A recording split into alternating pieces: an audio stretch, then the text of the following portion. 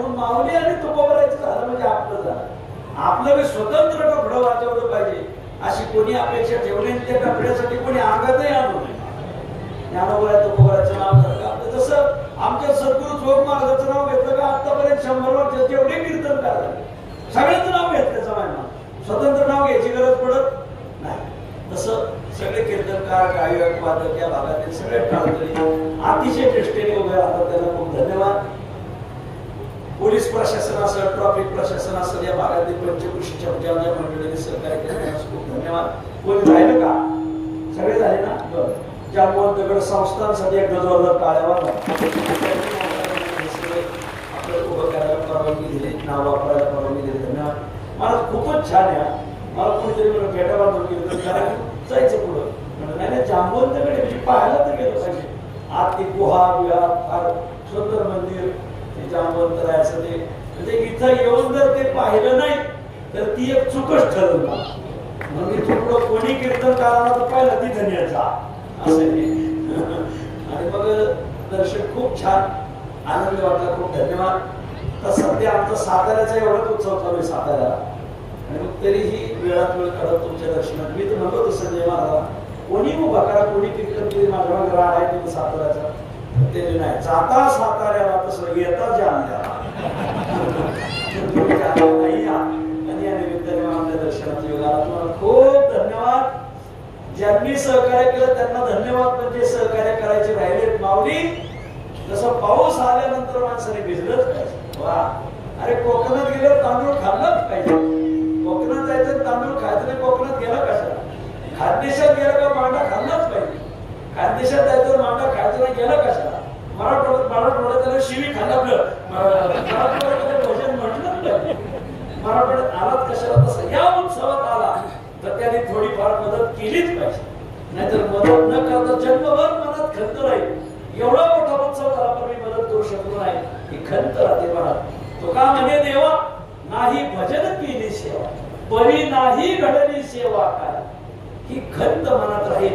आणि म्हणून आपण सगळेजण मदत करा. खूप मोठा खर्च राहतो याचा. आणि म्हणून खूप धन्यवाद. पुढतो पुढते आपलं सहकार्य अशा उत्सवात राहावं अशी पाडवा प्रार्थना.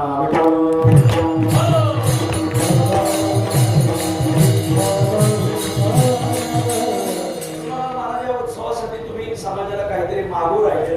कीर्तनच मला मागणीचं दिल्यामुळे मला मागायचंच अधिकार राहणे ते पायापाशी अधिकार शेवटोनी आयसा धीर रे मना नारायणा विनवितो या अभंगा.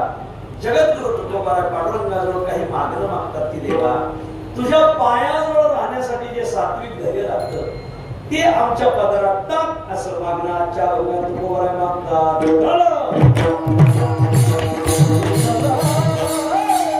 मानवी जीवन जगत असताना कुठं राहावं कुठं राहू नये, कोणासंग बसावं कुठं बसू नये याचा ताळेबंद आपण आखला पाहिजे.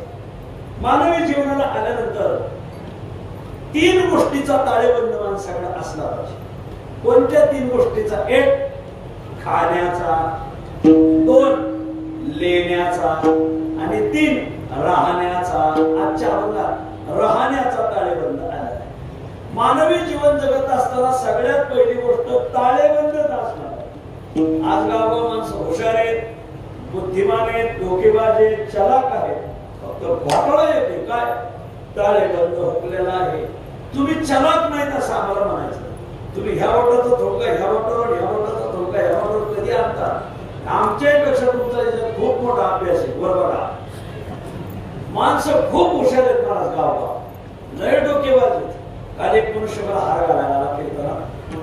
मला हार घातला, भुक्का लावला. गडी हुशारच होता महाराज. डोक्याचं काळं गोट पुढं पोसा माझ्या टीव्हीवर पोसलं. यांनी तर टीव्हीवरच आकडा टाकला होता. माणसं हुशार आहेत. एक मुलगा भूगोलाचा तास चालू होता. समोरच्याच बेंचवर बसून झोपला. नुसतं झोपला नाही, असं डुकल्या घ्यायचं सारखं. मास्तर म्हणे उठ. मास्तर देखत झोपतो वरून टुकल्या घेतो. मुलगा उठला, खूप हुशार होता, त्याने गुरुजीलाच बनवलं. त्याला गुरुजी मी टुकल्या घेत नाही, भूगोलचा तास चाललाय त्याचं आचरण करतो. म्हणजे टुकल्याचा भूगोलाच्या तासाचा काय संबंध? भूगोलच्या तासात तुम्ही गुरुत्वाकर्षण शक्ती शिकू राहिलेत ना, ती गुरुत्वाकर्षण शक्ती मला खाली ओढू राहिली बघा. म्हणजे बघा गुरुजीने राजीनामा दिला, कुंभमेळ्याला निघून गेले. मला हेच सांगायचंय, गावगा माणसं खूप हुशार आहेत, बुद्धिमान आहेत, डोकेबाज आहेत, चलाक आहेत, यात वाद नाही. फक्त घोटाळा एक आहे, काय? आपला ताळेबंद हुकलेला आहे. कोणी म्हणत मग हुकला ताळेबंद तर त्याने काय होईल? तुकोबर आहे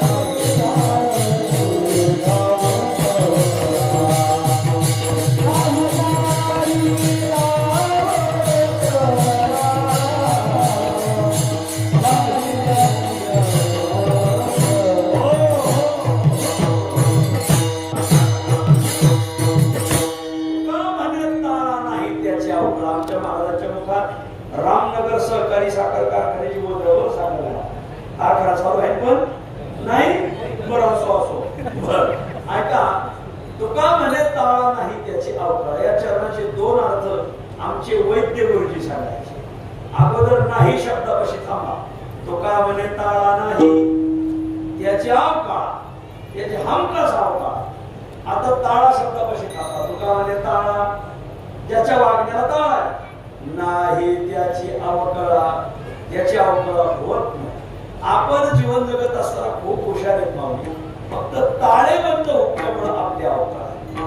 मग ठीक आहे, ताळेबंद असावा, ताळेबंद असावा, कशाचा असावा? 3 गोष्टीचा. 1 खाण्याचा, 2 लेण्याचा, 3 राहण्याचा. आजच्या अभंगात राहण्याचा ताळेबंद. वास्तविकता खाणं, लेणं, राहणं प्रत्येकाला वाटतं चांगलं असावं. ल्यावे खावे बरे असावे सदैव. ल्यावे खावे बरे असावे सदैव. ल्यावे खावे बरे असावे सदैव. ल्यावे खावे बरे असावे सदैव. हेची गोरी आवड संसारी.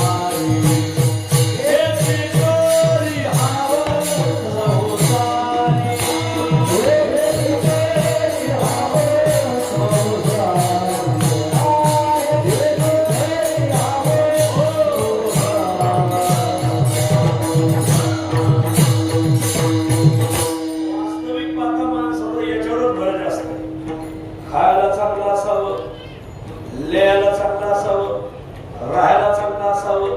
तर दुर्दैव घोटाळा असा आहे, आपला खाण्याचाही ताळेबंद नाही ना, लेण्याचाही नाही, राहण्याचाही नाही. काय सांगताय हो?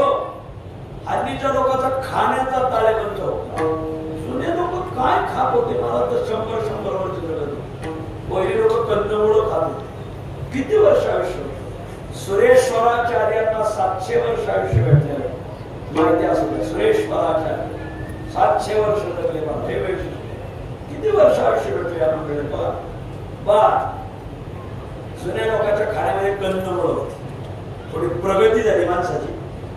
मग माणसं धान्याचा शोध लागला. मग लोक कच्च खाऊ लागले. आणखी प्रगती झाली, मग भिजून खाऊ लागले. मग आणखी प्रगती झाली, मग शिजून खाऊ लागले. मग आणखी प्रगती झाली, मग तडका देऊन खाऊ लागले. आणि आता तर एवढी प्रगती झालेली आहे, खाण्याच्या बाबतीत इतके नवीन पदार्थ आले, जुने डिलीटच झाले. काय काय पक्वान आले, संता घ्यावा लागल. एवढी अवघड नाव आहे. पोहे, आप्पा, उत्तप्पा, ढोकळा, डोसा, चिली, सँडविच, बोला अजून काय बर्गर, फालुदा. हा तो माणसाचं काम, आपल्या गावात काय नाव आहे? स्वतः तुम्हाला नाव भारतात तरी येतील का? सँडविच, संथा घ्यावा लागल. वा अवघड नाव. लोकांना खाण्याचा ताळेबंद नाही, काही खाल्लं नसतील का? तुम्हाला खरं सांगू, आपल्या शरीरात जे रोग आहेत ना ते हातपाय पसरवण्यासाठी बाहेरून त्याचा पूरक आहार मागून देतात. हे कधी देणार नाही. कोणतं पीक चांगलं येतं त्याला योग्य खत टाकलं, तसं रोगाचं पीक कधी चांगलं येतं त्याला योग्य पूरक आहार भेटला. आरोग्य चांगलं कोणाचं राहतं, जे खावा वाटत आहे तेच खायचं नाही, जे खावा नाही वाटत तेच खायचं. कारलं खावा नाही वाटत खायचं, शेवगा खावा नाही वाटत खाल्लाच पाहिजे. आठवड्यातून एक दिवस शेवगा खाल्लाच पाहिजे. कच्चे पदार्थ खाल्लेच पाहिजे. गाजर, मुळा हे कच्चे पदार्थ खाल्ले पाहिजे, कच्च्या भाज्या खाल्ल्या पाहिजे. आणखी सांगतो, भाज्या खात असताना घरी 2 गुंठे माणसाने बिगर फवारणीचं पिकवलं पाहिजे. आपल्याला जेवढ्या भाज्या लागतात ना त्या बाजारच्या आणायच्याच नाही. लोकांना बाजारचं नाही आवडत आहे. बाजार खायचं नाही. घरी 2 गुंठे रान मोकळं पाहिजे. त्याच्यात तुम्हाला ज्या भाज्या लागतात ना त्या पिकवायच्या. कारण हल्लीच्या भाज्यांवर एवढी रसायनं मारली जातात. तुम्ही भाज्या खात नसून रसायनं खा. एका गावी 7 किलो पीक तुम्ही गेलो